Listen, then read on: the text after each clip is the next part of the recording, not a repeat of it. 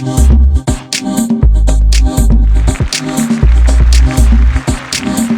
to the Impact of Educational Leadership podcast with ID3 for Isaiah Drone III. Welcome to another Impactful Night of the Impact of Educational Leadership. This is episode 64. I'm your host, ID3 for Isaiah Drone III. Tonight's panelists are Buddy Thornton, Jen Beaule, and Rick Beaule. Ladies and gentlemen, please say hello to the people. It is an honor to be here with these esteemed guests. Awesome. You know, we were just talking before the podcast started about, you know, we have been experiencing many loss, many tragic loss, family members, loved ones, you name it. And so at a time like this, we must ask ourselves the question, how do we forgive a family member, a friend, or someone who repeatedly lets you down? As we have been hard pressed into a new age, we find ourselves in a phantasm of emotions and feelings of concern or sadness for the needy, the distress. Those pangs of guilt may follow a failure to act pro-socially or anti-pro-socially. You know, pro-social behavior is not habitually established solely on logic or understanding or reasoning. It is a number of emotions that are critical antecedents of self-sacrifice. We will need to reestablish intervention practices that are instrumental in improving family, school, even religious institutions, that's right, neighborhoods, and peer interactions necessary for our youth to develop positively so that they can be socially interactive.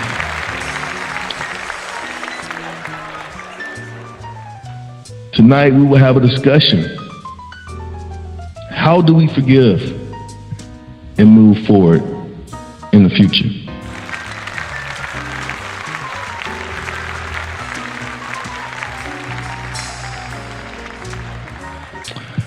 There's a quote from a book by Ogman Digo called The Greatest Salesman in the World. And I read this book a lot because it helps rewire me to move positively in my working environment, in my workplace. So I'm going to read just a small excerpt out of his book. And it reads, I will greet this day with love in my heart. And how will I do this? Henceforth, I will look on all things with love, and I will be born again. I will love the sun, for it warms my bones, yet I will love the rain, for it cleanses my spirit. I will love the light, for it shows me the way. Yet I will love the darkness, for it shows me the stars. I will welcome happiness, for it enlarges my heart. Yet I will endure sadness, for it opens my soul. I will acknowledge rewards, for they are my due. Yet I will welcome obstacles, for they are my challenge. I will greet this day with love in my heart. With that being said, I want to pull on my first panelist here, and I'm so excited to have him back. He is one of our favorites here, and that is Buddy Thornton. Please say hello again to the people, sir. Hello, everybody, and it's an honor to be here. I always enjoy all the interactions we have on the Impact podcast. Well, we thank you, sir. And please just tell the listener audience a little bit about yourself and what you're doing before we get started into this discussion, please. Well, I'm a great grandfather, obviously a husband of 47 years. Have a very, very wonderful family. I got my start in education with a Bachelor of Science in Allied Health Sciences and a Master's in Human Services Counseling. And I'm currently completing my doctoral studies at Grand Canyon University in conflict management and cross-cultural competency. I'm the owner of BCT Mediations Plus. This business has been open for more than 8 years, A+ rating on the BBB. And we focus on mitigating conflict, of course. Mediation is obviously in our name. But I focus on parent coaching and being branded as a positive social change agent pro, because I believe that when you uplift people and you give them the skill set to uplift themselves, you can do nothing but to better society.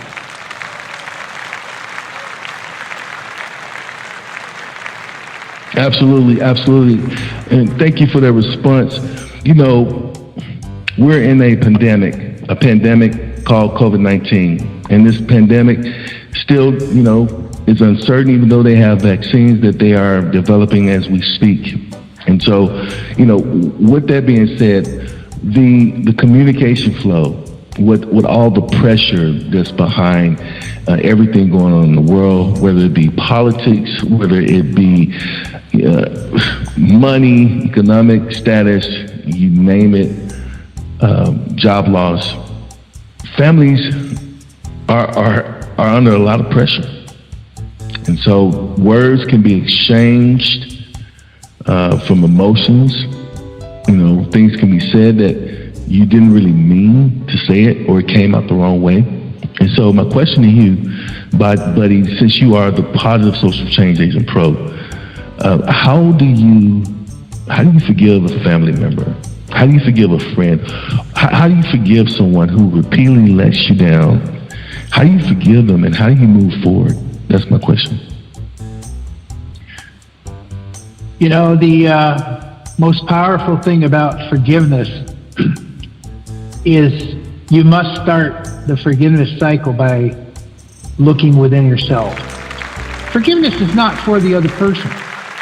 You have to understand that regardless of whether they meant what they said or it was just a excited exclamation, whatever upset you, what you have to understand is that you don't want there to be an anchor to that pain. You don't want to have an issue with binding up the conflict that is more than likely going to be fleeting. It's going to be something that by tomorrow should be forgotten.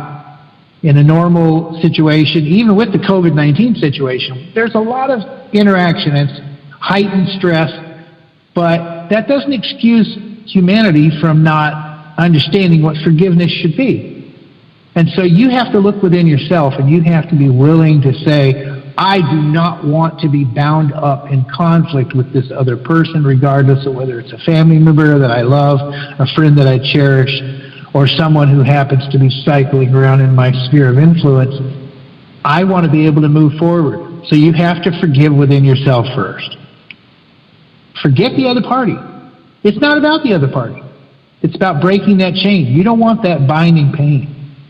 You want to be able to move to a better place. So you got to remember, forgiveness is a decision. It's not a feeling. There's no quantifiable way to say forgiveness is a feeling. It's not about forgetting. If it was all about forgetting, then something would be wrong with our hardwiring in our head, and we don't want to do that. And we don't want to excuse the behavior, but if we anchor on it without forgiving, we do all those things. We make it a feeling, we bind it to ourselves, we certainly never excuse it, but if we forgive, we can break that chain and it can fade out of our memory rapidly and allow us to move to that better place. Time does not heal all wounds. Love is what heals all wounds. And you have to look inside yourself. Do I love this person enough to get beyond this? Is this really worth fighting about? What are the issues that are at the core of the conflict that's creating the problem, and why can't you forgive? You should always overlook anything minor. You should check your own attitude and why are you binding yourself up into that conflict long before you worry about the other party. And once you resolve that within yourself, by going through the steps of reconciliation, admit that there's a problem, act on it, pray for some type of provincial guidance, humble yourself, search within yourself, accept any responsibility you may have, ask for forgiveness. Even if you don't believe you did anything wrong, at least ask for forgiveness and be exposing yourself as being vulnerable. Make any amends that you think might be necessary, and don't require the other person to make amends, because that's not part of forgiveness. Build a new relationship immediately. Don't sleep on it. Don't wait, because at the end of the day, the relationship and the love that you have for that person is far more important than any kind of conflict. You got to remember that there are two ways to spread light in this world. You can either be a candle, a light for others, or you can be a mirror that reflects that. So it's very important that you make grace the ability to always put yourself. He gave us his son, therefore we need to be the same, and we need to give of ourselves before we worry about whether someone else can hurt us. That's what forgiveness is all about.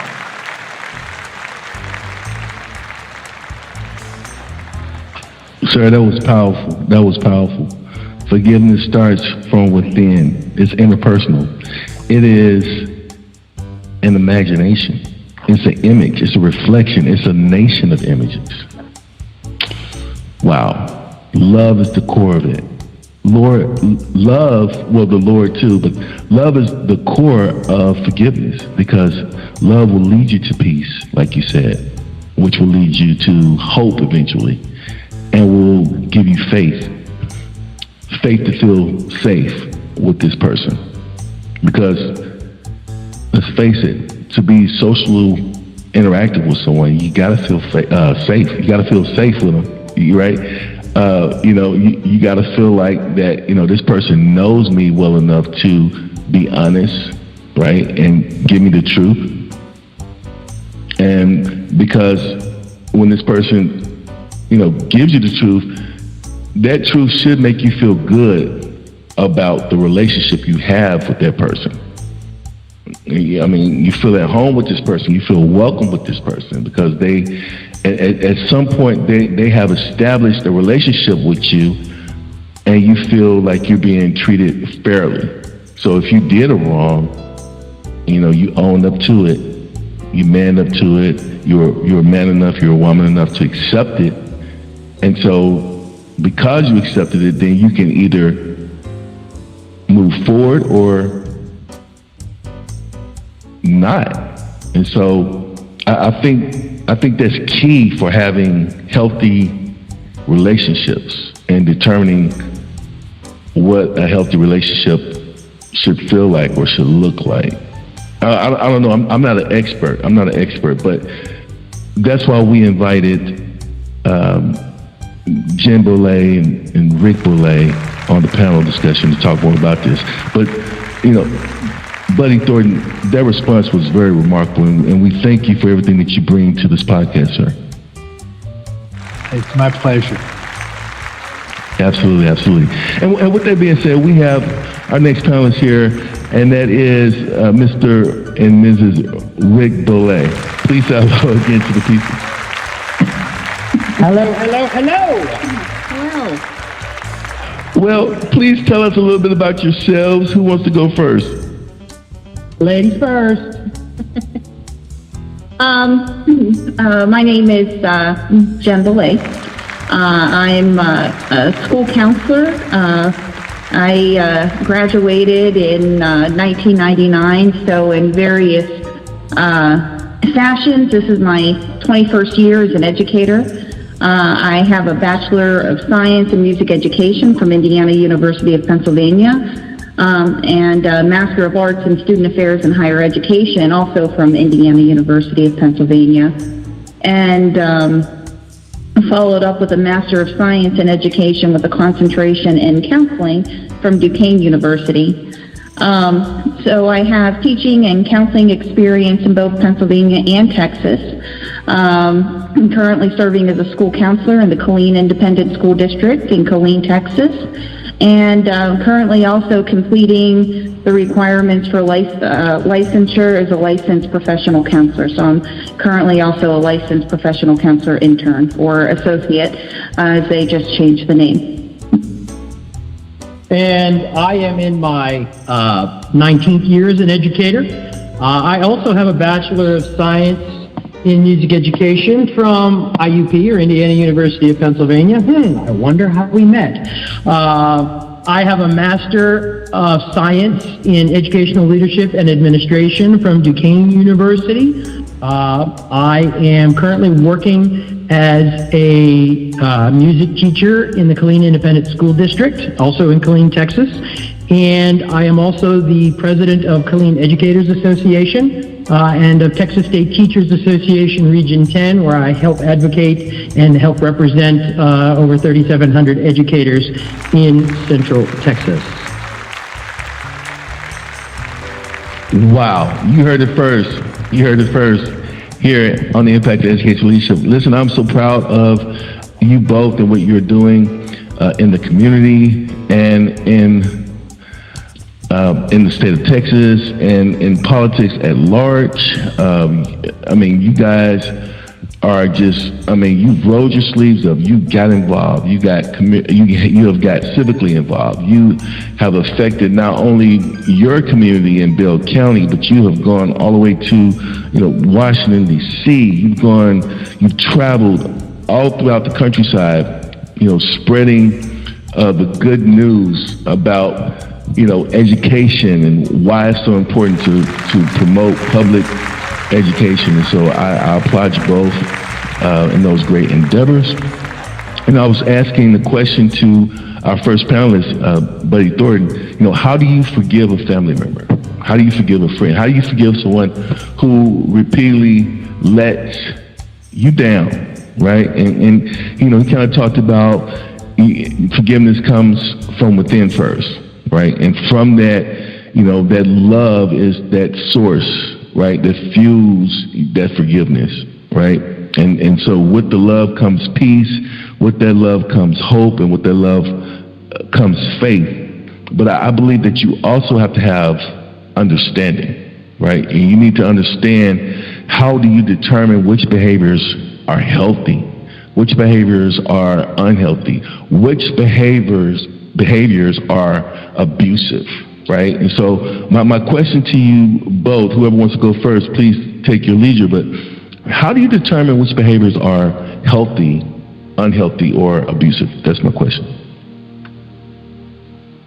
Well, first, I absolutely adore the answer that Buddy gave. It is so true and allows you to approach, forgiveness from a healthy and holistic standpoint.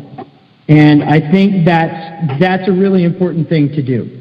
In terms of determining which behaviors are healthy, unhealthy, or abusive, at the risk of sounding kind of simplistic, whether it's individual or group dynamics, it really kind of boils down to the impact that behavior is having and the level of stress and conflict that the behavior is causing. I personally like to use the idea of an emotional bank account. And bank accounts, as we all know, involve deposits and withdrawals. So in this case, I am equating a deposit into that emotional bank account as a healthy behavior and a withdrawal as an unhealthy behavior. So the higher the stress or the conflict level, without that forgiveness that Buddy mentioned, the more it drains that emotional bank account. And when it gets to zero or even becomes overdrawn, that's when the negative impacts begin to compound upon themselves, because you're not operating in a positive emotional and mental balance, and you have things to overcome just to try to hit the surface of the water.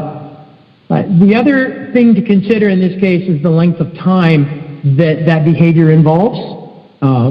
We as humans often can and do, for very good reasons, adopt behaviors in the short term that can cause a withdrawal from that emotional bank account, but it leads to a deposit or deposits down the road and an overall healthier long-term situation.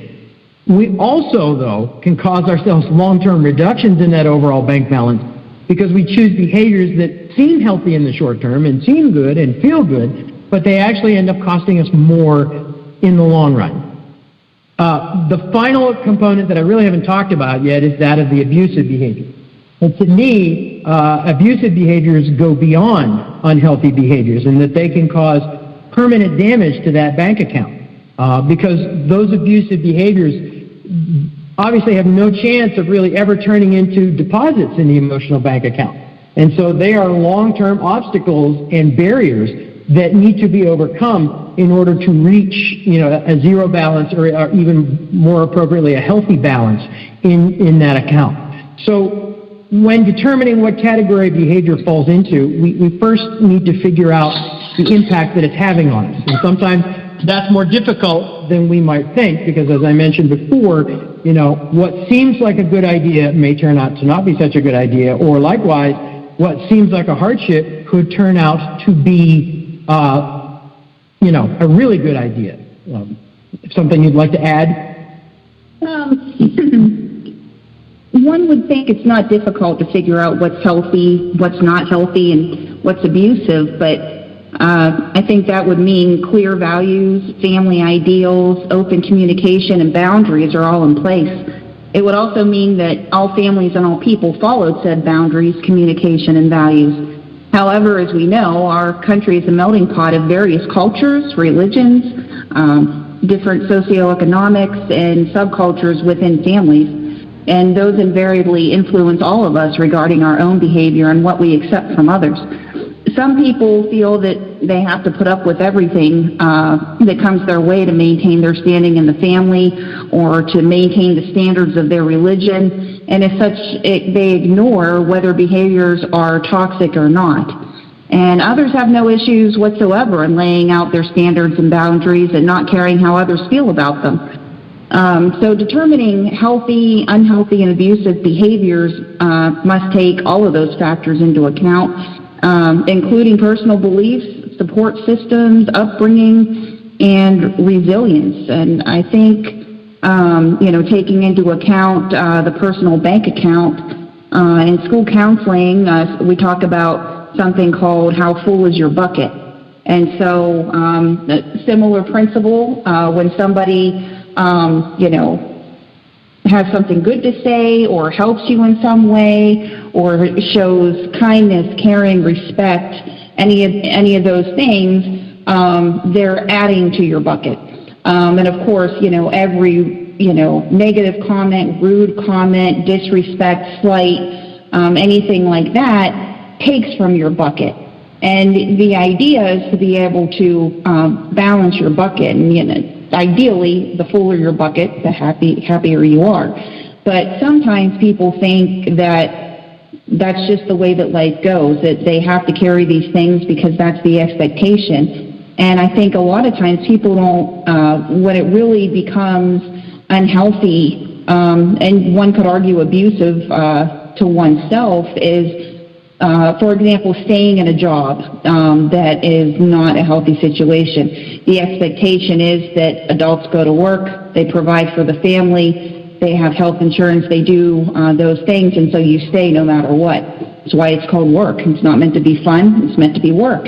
But by the same token, when people are taken advantage of and it's not a healthy situation, there are some organizations that have toxic cultures and different things going on in them. That starts to take have an effect on a person's mental health and physical health. And sometimes those things can be repaired, and sometimes they can't. Sometimes they're more permanent. And so I think the idea is to be able to determine what's healthy and unhealthy before damage becomes permanent and fix it. But again, there's a lot of different factors at play that people forget to look at. So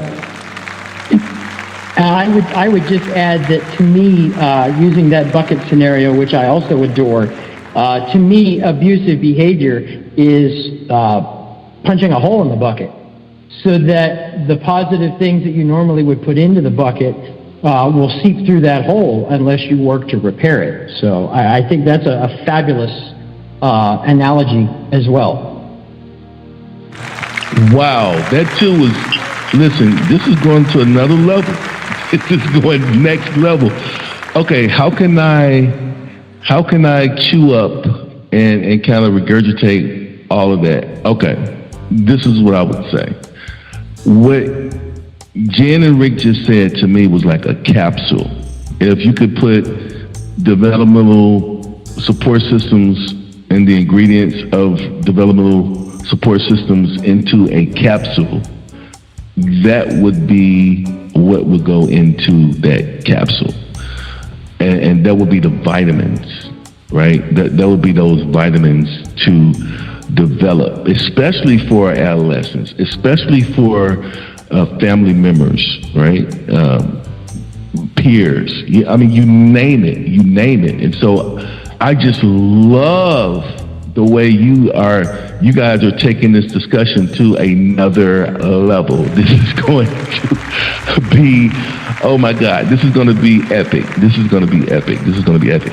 I want to thank you, Jen and Rick, for what you have brought to, the value you have brought to this discussion and to this podcast. Thank you so much.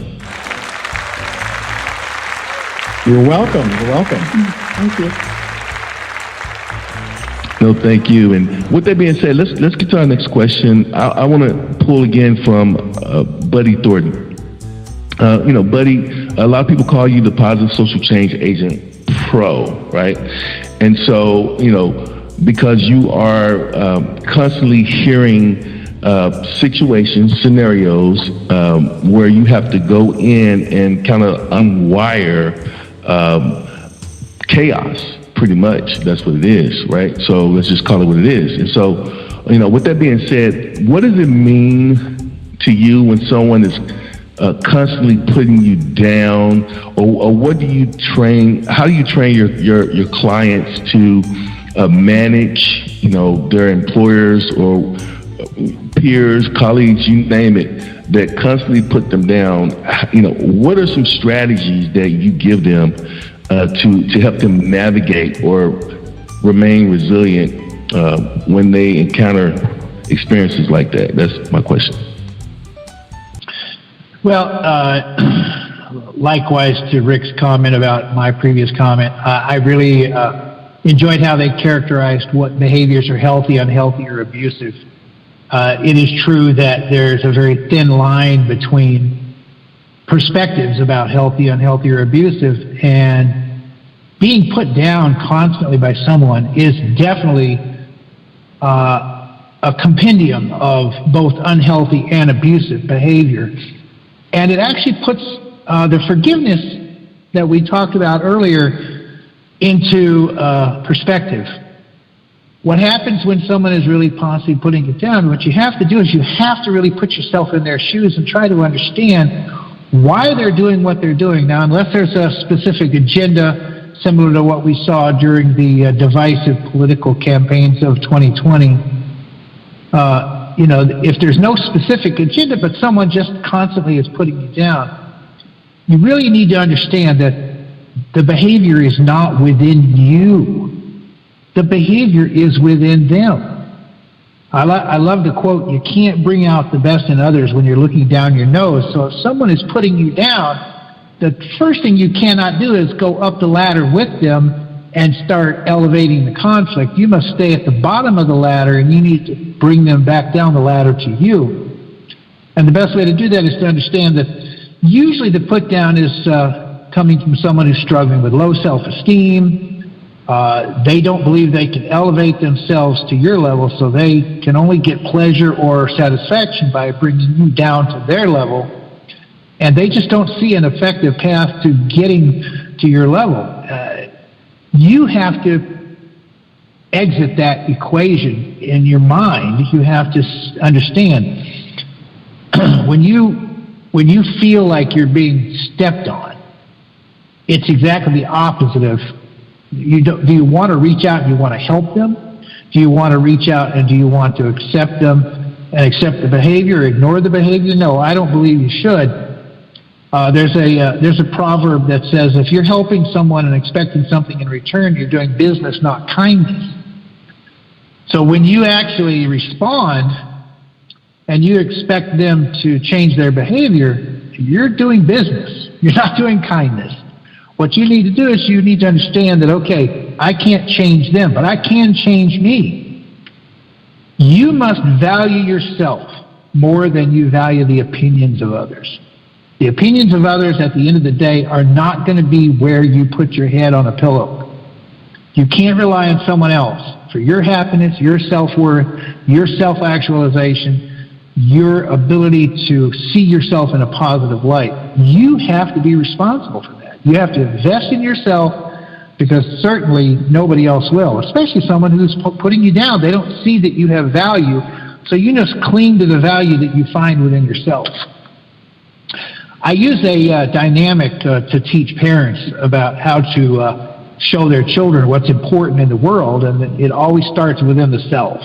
And this cuts across all boundaries. It isn't just a parenting dynamic. It's a school dynamic. It's a work dynamic. It's a social dynamic. People need to look within themselves. They need to understand my life is my life. I'm the one who's in control of my life. Just because somebody else sees me in a different light, unless I have some reason to doubt myself, I cannot cling to that. So I need to move on. I need to forgive both their action and my thoughts of doubt about myself.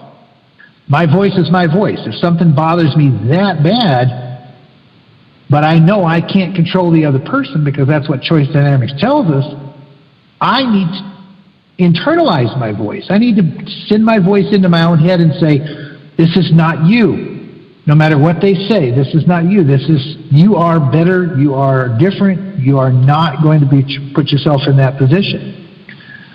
My dreams are my dreams. You have to be able to say, look, no matter what they say, no matter how much they put me down, unless what they're saying is true, which I've already set aside, then I have to realize that they're not going to do anything to help me. I'm not going to allow them to do anything to harm me. My dreams are my dreams. Which leads us to the final piece of the puzzle. And this is the foundational piece of the puzzle.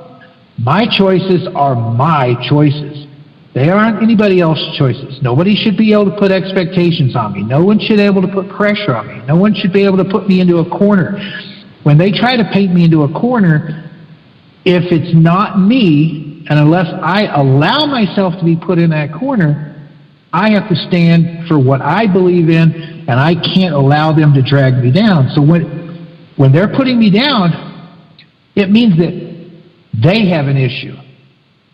Unless I introspectively look inside myself and I see that what they're saying is true, in which case I have to work on my own behavior or my own belief systems, my own worldview, then the best thing I can do is set it aside and realize that just because they have an issue with low self-esteem, they see themselves in a negative light, I'm not going to allow them to put me in that same light.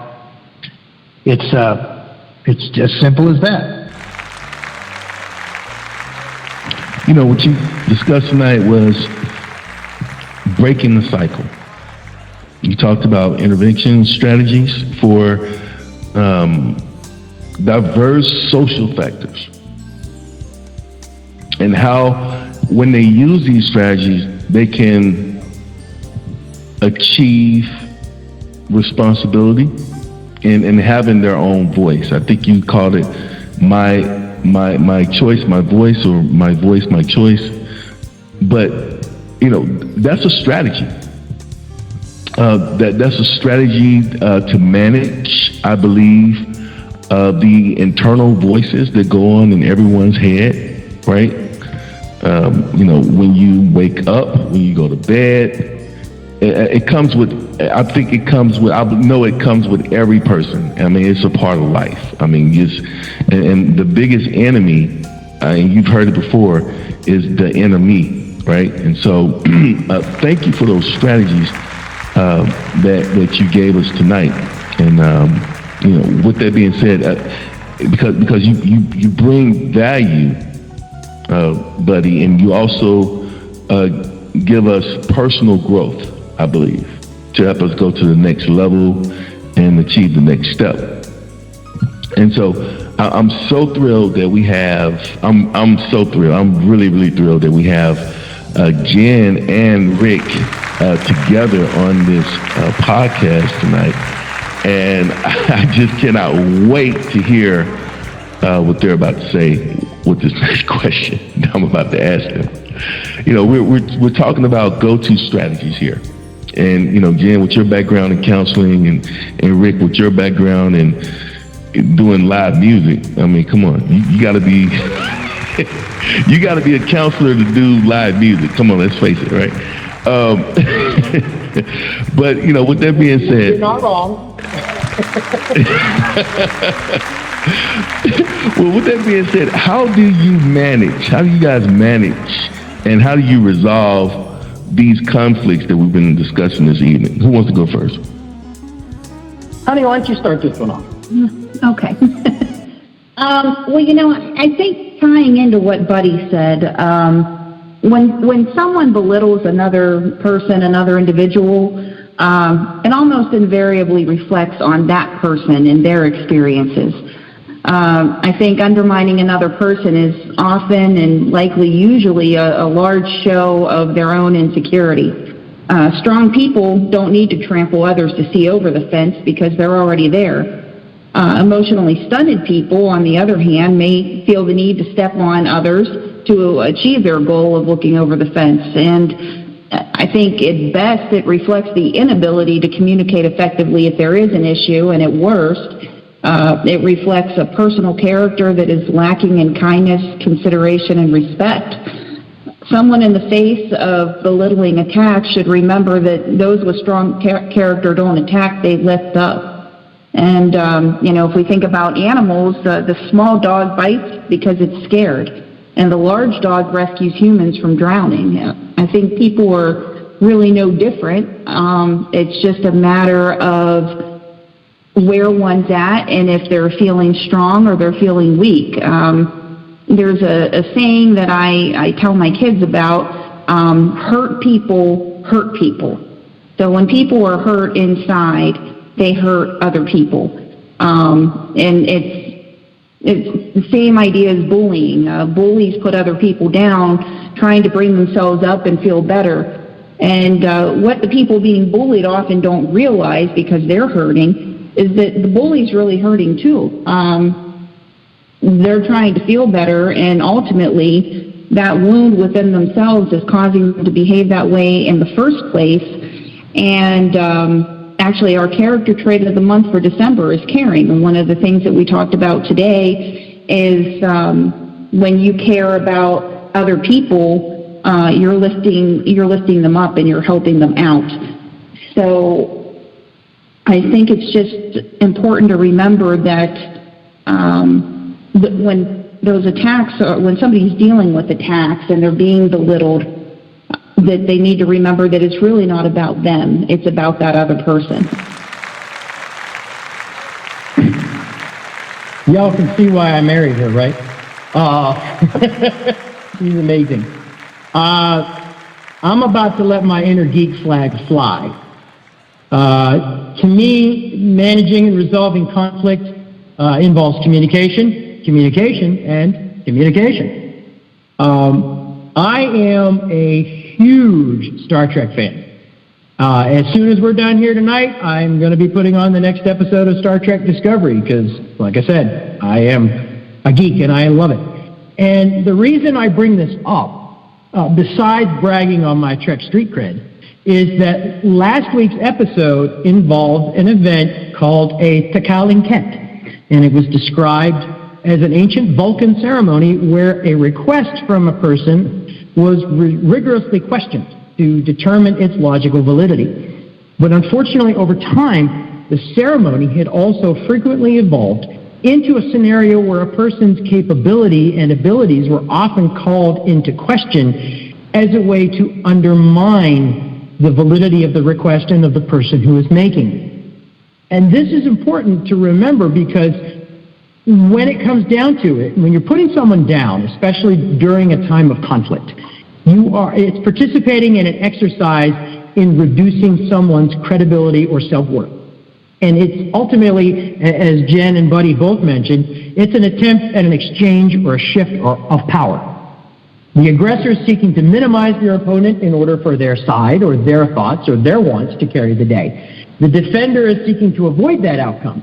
And a lot of times you will see frequent flips back and forth between aggressor and defender roles as each person reacts to the other.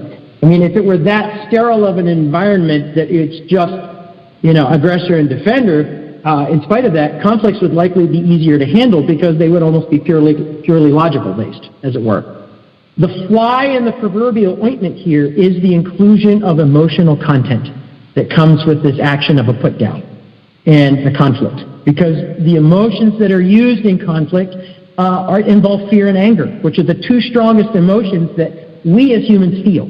And they're the strongest because they're the ones that are aimed at the parts of our brain that are still wired for those reactive situations, that being our brainstem, our cerebellum, and our limbic system. When those parts of our brain are triggered, it's more difficult to think and maintain the calm that's needed to resolve that conflict because we're fighting our own brains that are reacting. There's a reason why they call the fight or flight part of our brains the lizard brain, because it harkens back to that most base of emotional reactions. So when you're thinking more and you're doing more reacting than you are thinking, it's harder to resolve because you were in that moment. And it makes it worse and compounds the problem because it also tends to shut the door on any productive conversation. Because at that point, because they're reacting, that person or persons tend to be more focused on having their point heard over anything else. So I think when these situations occur, and we haven't been able to achieve yet the forgiveness and the grace that Buddy spoke of, and being able to understand where the other person is at that Jen spoke of, it becomes very important for us to recognize when we are feeling that way ourselves, those physiological clues that say, oh, we're not in a good place right now, we're reacting and not thinking. And to allow ourselves to go to the reaction of stepping back from that emotional brink and allowing those strong feelings that are triggering our reactive brain parts to settle down and therefore helping to restore that emotional equilibrium. The best way I can think of to avoid this issue, if you can avoid it altogether, is to keep everybody involved in a state of inquiry and dialogue. Above anything else, people want to feel validated. They want to feel like their feelings and their thoughts are being listened to and valued. And if that emotional situation arises, I think it's important for the person that's being attacked, as Jen had mentioned, and Buddy had mentioned, to realize that that other person is in a reactive state and not in a thinking state. So they're going to be reacting more than they are thinking. And they need help and assistance and grace to get back to that state of inquiry and dialogue. So facilitating and maintaining that communication is a vital part, both in preventing the escalation that leads to those put downs and the conflicts, and also in terms of restoring that dialogue that will eventually resolve the conflict. Wow. Absolutely amazing. I'm not going to even try to synthesize that. So what I will do, I'll say this, right? The abbreviation of fear is false evidence appearing real. I just want to encourage the listeners. This is another excerpt out of the book, The 10 Scrolls, The Greatest Salesman by Ogden Dingo. And it's, I will greet this day with love in my heart. I will greet this day with love in my heart. For this is the greatest secret of success in all ventures. Muscle can split a shield and even destroy life, but only the unseen power of love can open the hearts of men. And until I master this art, I will remain no more than a peddler in the marketplace. I will make love my greatest weapon, and none of whom I call can defend against its force. My reasoning they may counter, my speech they may distrust, my apparel they may disapprove, my face they may reject, and even my bargains may cause them suspicion. Yet my love will melt all hearts, likened to the sun, whose rays soften the coldest clay. What are the takeaways tonight? I'm just so thrilled. Who wants to go first? Well, I'm going to let my professional mediator come through because I really enjoyed what the Beaules brought to the table. The foundation of all mediation is the removal of asymmetric power. You can dance around all the different processes. You can talk about counseling. You can talk about interventions. You can talk about anything else. But if there's asymmetric power in the room, the conflict will endure. There's no way to remove conflict if one party feels lesser than the other. And sometimes it's a matter of understanding the difference between rights and interests. The more powerful person in the room always will lean on their rights, that they don't believe they can be challenged. But what they're forgetting is that to move forward in anything in life, you need relationships. Relationships empower humanity. Without relationships, none of us can move forward. And you cannot have an effective relationship when there is an asymmetric power dynamic in play. So every process that we do to remove conflict is to reduce that asymmetric power and move the two or more people into a position where their common interests mean more than their individual rights. And that's how we always face and process and move through and succeed at mediation. I think that, all of this, I guess I would sum it up this way and say that to take a page out of my husband's book and following Star Trek, the Vulcans tend to suppress their emotions, which isn't always a good thing, but in a time of conflict, that's really what needs to happen, so that people are listening to hear and not listening to respond. So I guess in light of that, I would just end with live long and prosper. So I really liked what you said, Isaiah, about the false evidence appearing real.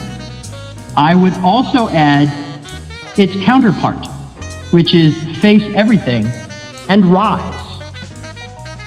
A large part of our ability to be able to do that involves our ability to maintain our awareness of everything that is going on and everything that is around us. I will keep the Star Trek train going, and I will state that one of the tenets of the Vulcan race that is stated is something that's called IC, which is infinite diversity in infinite combinations. When we're in conflict, we reduce that diversity because things become falsely simple, hence your phrase about false evidence appearing real. But if we maintain our awareness and we maintain the value of the diversity of the differing opinions, the diversity of the people that are around us, that infinite diversity in infinite combinations, then we possess the ability to keep our emotional equilibrium and our awareness, and we gain the ability to not only resolve the conflict, but reach common understandings and even improve our outlooks and our perspectives on the world. And I think that is a worthy goal for us to pursue. Listen, you have heard it first tonight. This was another impactful night of the Impact of Educational Leadership. This is episode 64. I'm your host, ID3 for Isaiah Drone III.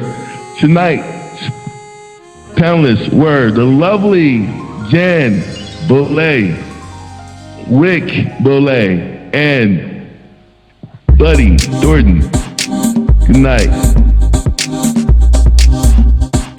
Welcome to the Impact of Educational Leadership podcast with ID3 for Isaiah Drone III. This show was designed to provide an exclusive forum on educational achievement gaps related to learner success while discovering relationships and family issues in a diverse setting.